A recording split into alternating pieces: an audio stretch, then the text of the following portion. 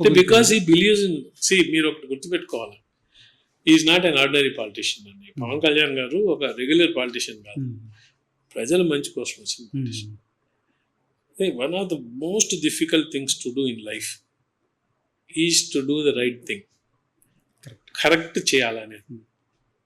Even more difficult is to keep doing the right thing every time.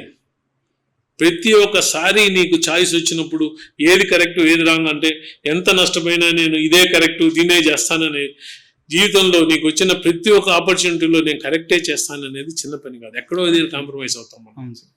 మనకు పక్కన వాళ్ళు చెప్తారు, పెద్దలు చెప్తారు అంత కరెక్ట్గా ఉండకూడదురా అని. కానీ time after time, every time doing only the correct thing అని చేయగలిగిన వ్యక్తి పవన్ కళ్యాణ్ గారు. సో ఆ మేనిఫెస్టేషన్ ఉంటుంది. పవన్ కళ్యాణ్ గారు లాంటి వ్యక్తికి అంత బయట కనిపినంత దృఢ నిశ్చయం ఉందండి.